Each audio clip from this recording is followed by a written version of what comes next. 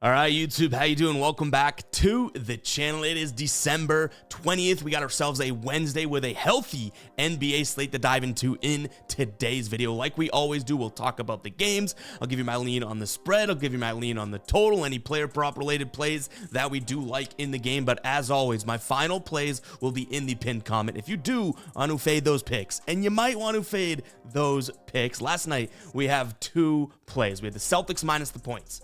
They lose outright. Then we had the Suns minus the points. They lose outright. If you turn the games off in the third quarter, you'd probably think, wow, these are both cashing with ease, but we put our little jinx on them and both end up as an L.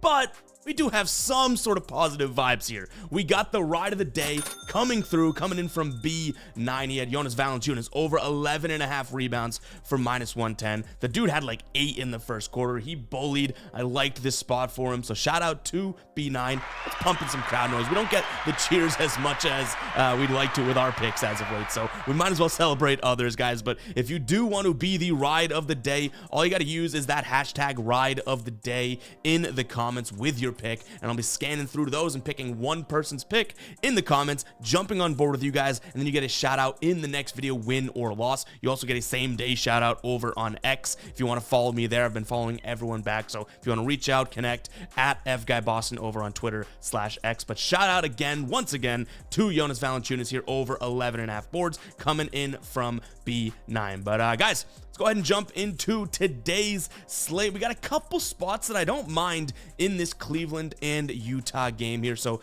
Cleveland, obviously they've kind of been in, I don't want to say disarray, but you know, guys' names have been floated around in trade rumors and you know, Mitchell, Garland, like everybody. But they seem to be putting that behind them and you know, winning games here. They've won 6 of their last 10. The games that they've lost have been pretty like understandable. They lost 2 games to Boston, against Orlando as well, good defense, but they've rattled off 2 straight wins here and 2 against the spread wins. Now the spread in this one, minus 6.5, worries me just a little bit, but what have I told you all year long? This is a Jazz team that is not nearly competent on the road. So I'm going to lean towards the Cavs here, minus the 6.5 points. Again, this line could keep me off it because it's the biggest spread that they've had in terms of being a favorite in quite some time here. And if you look at this game as well, Cleveland, you know, going back their last 10 games, if they were 6.5 point favorites, they would have lost that in 4 of their last 5. So though, like I said, I'm giving them their credit for kind of putting the noise to the side and playing decent basketball. 6.5 is a lot, so it might stay as a lean here. But obviously keep an eye on the comments and the pinned comment to see if anything becomes a final play here. In terms of a total, 228.5. This Utah team plays quick. We know that Cleveland honestly has been playing quick. They've scored 127 and 135 in their last couple games here. I think I'm going to lean towards the over too, 228.5. Now, a spot that I also like in this game, and there's a couple leans here that I have, but I'm not even sure how to say his name. I've struggled with it all year long, but Simone Fontecchio here, I don't mind some of his overs here. So this is a Cleveland team that really struggles against small forwards, both scoring as well as rebounding. And this is a kid right now that his line is set at 3.5 for rebounds for plus 135 over on DraftKings. He's averaging almost 7 rebound chances per game. So even if he grabs, you know, half of those, he's right here. And he's hit this on the season here. Excuse me, I should say in his last 10 here, he's hit it in 6 of his last 10. I also don't mind his points plus rebounds line, but yeah, that's just a player prop lean I have in this game. The only issue with like points plus rebounds is he's not the best of scorers. Last game, I think he shot like 10% from the field. So keep an eye on the pinned comment to see if we ultimately roll with anything there. But yeah, a couple spots I like in this game. All right, next up, we have the Pacers taking on the Hornets. Pacers big time favorites in this one. They're 10.5 point favorites. Rightfully so. This is a Hornets team that just has been struggling. They've only won 2 of their last 10 games. They've lost 2 against the spread in a row, and both are kind of bloodbaths here. 135-82 against Philly, good team, right? And then Toronto, who's not exactly a Philly, but Toronto wins 114 299. They lose by 15 there. Indiana, on the other hand, is kind of just due. They've lost 4 straight games. They've lost against the spread as well. Yes, they've had some injuries and guys have been banged up. Keep an eye on the injury report here too, because Miles Turner is still listed as questionable, but I do think that this is such a kind of bounce back spot for them. We saw them play earlier in the season, and Charlotte won that game, so it's like Indiana has all the motivation in the world from a revenge spot, as well as obviously, they just need a win in the most desperate way. today. So give me Indiana in this spot, minus 10.5. It's a huge spread, but I really don't hate it as crazy as that is. I also don't hate any of the player props looking at Indiana side of things, because this is going to be an up-tempo game. Pacers are going to push the pace.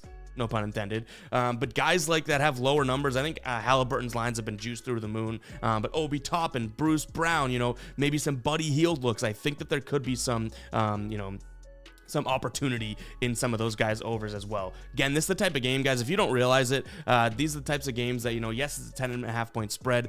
We could see a blowout. I don't necessarily think that the Pacers blow them out by like 20, but the thing that may keep us off of some of these player props is the fact that a guy like Obi Toppin could play less minutes, and it's like, well, we already picked a guy that isn't the most used guy on the team. Now he's going to have less usage, and we're still betting a normal line. So just be smart about, player props and looking at the situation just as much as the player trend and whatnot. The total here is 249. I'll lean towards the over, but it's really just because of what I've said all along. Like, it's silly to lean Pacers unders here. Even the Clippers who play slow on the road, scored 150 against them, 151 against them.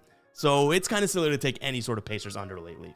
All right, guys, before we continue on, I do want to plug the Fade Me merch, the merch brand we have here on the channel. I'll tell you what, kind of peeling back the curtain, we are literally one t-shirt sale away, both quantity and dollars wise, from a massive milestone that I don't know if I ever even thought this brand would ever get to. So I don't want to talk numbers, but it is pretty awesome to the point where this brand has grown in such a way that I would not expect it. So if you guys have picked up Fade Me merch, thank you so damn much. If you haven't yet, test it out. We got really good quality. This is just not YouTuber merch, ones that, they slap the logo on some random t-shirt. No, we put a lot of effort into each and every one of these and yet to get a bad complaint. So guys, go ahead and check it out. FadeMe.store. We'll go to the screen right now. You can see we got some of our best sellers, but if we go over to the shop all here, you got tons of cool stuff, tons of Christmas designs. I don't think that those will get there by Christmas at this point because we've had such a holiday increase. But yeah, go ahead and check out FadeMe.store, guys. That link will be in the pinned comment if you do want to support what we're doing here. All right, Philly taking on the Timberwolves here. I think this is going to be a very good game, and Vegas agrees. Total sit at 226. The spread is 3. Minnesota hasn't been the road team that they are at home. They're 11-1 this season at home, just 9-4 on the road. I say just 9-4 because it is a little bit different than obviously their home record, but relatively speaking, that ain't the worst road record at all, right? Philadelphia 10-4 at home here. I do think that this is a Philadelphia team that, at home, this is probably a spot for them to win. They just lost to the Bulls. But I'll say this, and I'll jump right out and say, like, if you guys are on Minnesota, if you think that defense is going to make it tough on Embiid and whatnot, by all means, roll with it. Like, I don't think that I'm trying to convince anyone here that Philly's going to win this game, but I do like them -3. I think this is going to be one of the better games on the entire slate, obviously. So I'll go ahead and lean towards the Sixers here, and I do think that, while we have two teams that, yeah, you can make the argument that we have two really good defenses, and obviously they're good, but like Minnesota's great. Can you make the argument that Philly's a good defense? Yes, in a lot of ways, they're a really good defense. So I do think that this is a spot in which, you have two good defenses, so it brings that total down to 226. But if you look at some of the big games that the Sixers have had this year, that Minnesota has had this year, like, scoring has kind of been the determining factor in who wins those. So Philly's had a couple bigger ones than I would say Minnesota, but I like the over 226 here. A lot of defense. That's probably the reason why this line is where it is, but I could see 230 points being scored in this game. And then we look at it from a player prop perspective. Nothing jumps off the board at me other than maybe looking at Joel Embiid, because I do think that a lot of people are going to be thinking, oh, he can't score against defenses like this. Embiid loves that, right? Like big games, everything like that. Like this could be a spot in which he just says, I can't do that. Are you serious? Just watch, sit back and watch. He's had 34 plus points in 7 straight games. He's hit his over 33.5 in 8 of his last 10. Last time he played Minnesota, he had 39 against them as well. That was end of last year. So I do think that he could have some success tonight just because it is a big game, but I don't know if we roll with that. Like I'm much more inclined to rolling with Philly -3, then probably the total going over, and then looking at player props in this game. All right, next up, we have Orlando taking on the Heat. We finally bet against the Heat, and then they came to cash for us a couple nights ago when we took Minnesota, because prior to that, the Heat just let us down. We took them on the money line against Chicago. They lose. We took them -3.5 against the Bulls. They win by 2. Then we finally roll with Minnesota here -2, and they come back and win that game. Now Orlando's sitting at 5-point favorites at home. It is a pretty big number. I'll jump out and say that. But this Miami team, I'm still thinking is fairly fadeable. Now, what I'll say is if you want to pay 5 extra cents on the dollar, I guess, you could look at Orlando -4.5 over on BetMGM. That's just -115. So some value there, meaning they can win by 5 and you could still cash. Could be a difference maker if they were to ultimately win by, obviously 5. So I'd consider that, but I'm leaning Orlando because I do still think until proven otherwise, I'm going to be fading this Miami team. Jimmy Butler's not playing.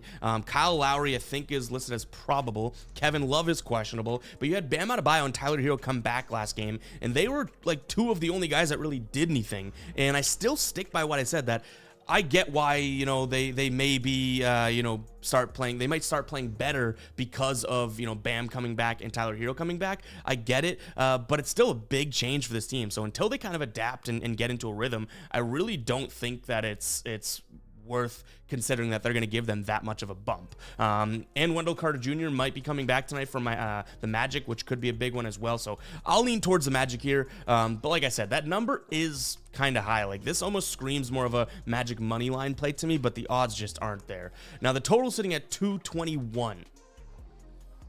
A little low for me. I'll lean towards the over, but I don't think that we play it. Like, this is a team in which I think Miami is going to score right around 110, and if we think the Magic are going to score enough to win by 5, then I'm looking at what, 115-ish, which is 225, slightly over. But you have 2 slow teams, or I should say, the Pacers at least, or excuse me, the Heat slow team, and then a really good defense in Orlando. So I do think this could go under. I'm going to lean over though, but probably leave it at a lean if I'm being honest. All right, I think we got a good one on our hands here. We got Brooklyn taking on the Knicks. Essentially a pick 'em. Brooklyn getting 1 point, though, at home. Technically, the total sitting at 233. My first lean in this game is going to be a plus money player prop. Cam Johnson over 4.5 rebounds. So he's only had less than 5 rebounds in 5 games this entire season, and it's plus 102 right now on FanDuel and minus 115 on all the other books. So it's essentially an plus EV play. It's not like the Knicks allow a bunch of rebounds to the power forward position or anything like that. But in his last 7 games, this dude's averaging nearly 9 rebound chances per game. And if he grabs half of those, again, we're kind of in the ballpark here. So I don't think that makes its way into being a final play because, again, it's not like it's a good matchup for him or anything like that. But plus EV, and you get the plus money for a line that he's had double-digit rebounds this season before as well, right? Like, he could mix it up. The problem is if he's going to have the Randall matchup and all that, is he really mixing it up in terms of rebounds? Not necessarily sure. But in terms of the game here, I think I'm going to lean towards the Knicks on the money line. This Brooklyn team has been so damn good. They've been one of my favorite teams to bet this season, and they're 10-2-1 against the spread at home. They're 8-5 straight up at home this year. Like, this is a really good Brooklyn team, especially against the spread, right? And especially against the spread at home. But the Knicks, and clearly this has been a theme in the video because we've mentioned it a couple times, the Knicks are kind of due to find their stride. They got a pretty quality win a couple nights ago against the Lakers. You like to see that. And Brooklyn here is coming off 3 straight losses. I don't necessarily know if them coming back home, they had a 3-game home road trip prior, or no, 5-game road trip prior to, right? I don't know if them coming home is kind of like either going to be all right, let's take some time to get used to this, or they're excited and fired up to get home.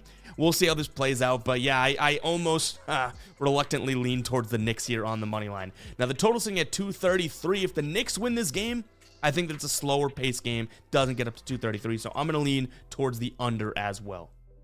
All right, guys, so I talked about that Cam Johnson play. Let me show you how I found that. So I'm using Odds Jam here, guys. By the way, link in the pinned comment for 7 days free. You can also use code GUYBOSTON, GUYBOSTON, to get 25% off your first month. But we're on the rebound screen here, and this is how we were able to identify that there is some value there. So Cam Johnson, right? 4.5 pretty much across the board in terms of his rebounds line. But the best odds, plus 105, we don't have access to that book. But if you scroll through, we do have access to some of these. So plus 102 is what I call out on FanDuel, right? You can look at the average odds, minus 110 10 there. So obviously we're getting some value, but this is a really cool tool. It literally compares every sports book out there. You don't have to do it just for specific players. We can look at all rebound lines today as well. This is just one of the many tools that OddsJam offers, and we have a discount for you. Again, Guy Boston, to save 25% off your first month. You can also try it for 7 days free. Go ahead and check it out. OddsJam, I use this tool every single day, and I tell you guys every single video, we don't promote squat on this channel if we don't use it, and we are not, backing it ourselves and using it ourselves. We're not just trying to sell out and get the bag here. No, these are tools that we use, and I think everyone can benefit from when getting into sports betting or sports betting. But let's go ahead and get back to the slate here. Again, all of those links in the pinned comment, and use that code GuyBoston. Next up, we have Toronto taking on the Nuggets, and I laugh when I look at this because you guys are going to call me crazy. So we'll sound the psycho alert alarm. I think 4.5 points. I've seen 5 on some sports books. I've seen 4 on some. I think that just may be a little bit too much. Like, I could see Denver winning this game by 3 points, which kind of puts into perspective how confident I am in it. Like, we're talking a margin of 1 point based on what I think is going to happen and what the spread has it at. So it's probably a pass game altogether, but I just am not the utmost of confident sports bettor on Denver right now, both from an against the spread perspective, but then even just home versus away when they're on the road, excuse me. I don't totally trust it. Now, if you're on the Denver side of things, similar when we talked about Philly versus the Timberwolves, right? I don't hate it. Like, you're not going to hear me argue why you shouldn't bet Denver. I just think 4.5 points seems like it's just a little bit too much in a game that I think could be somewhat close here. So I lean Toronto, but again, very, very reluctantly. I don't like this spot whatsoever. My favorite play in this game is probably going to be leaning towards the under 229. I don't see this being that crazy of an up-tempo game or anything like that. So I'll lean towards the under here. I will say there's a couple spots from Denver's side of things. I think that Pope and Michael Porter Jr., in terms of the matchups that they have, could be kind of slept on here.